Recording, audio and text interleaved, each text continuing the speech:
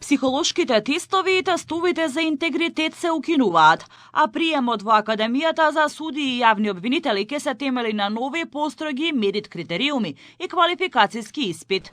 Наместо досегашните проверки, кандидатите ќе полагаат писмен и усмен дел со јавно објавени критериуми. Потек што треба да донесе поголема објективност и транспарентност во изборот на идните носители на правдата. Се врши промена во приемниот испит.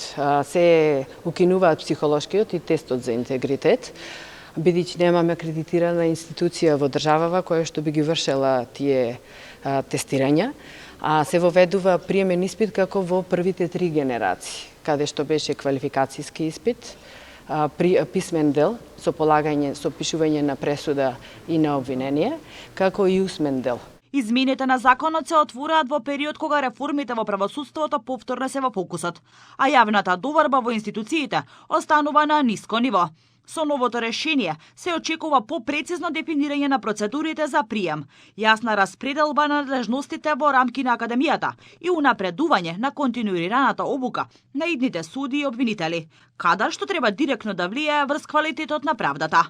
Во рамки на обуката предвидени се и содржини за етика и интегритет, насочени кон зајакнување на отпорноста на идните суди и обвинители на притисоци, корупција и обиди за мито.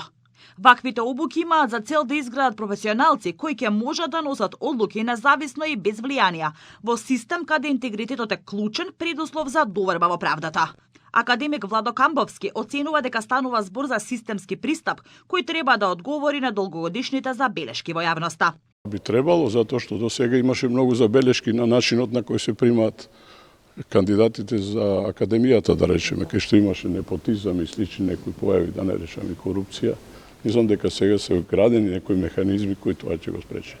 Според Камбовски, законските измени поставуваат рамка, но нивната успешност ќе зависи од начинот на кој институциите ќе ги спроведат во пракса.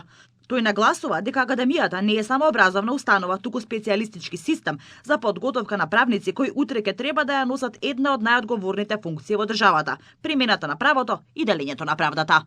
Целта, како што посочува, е да се обезбеди кадар што ќе биде стручен, сигурен во своето знаење и отпорен на притисоци, особено во време кога правосудството се соочува со сериозни предизвици, од корупција до поширока криза на владење на правото.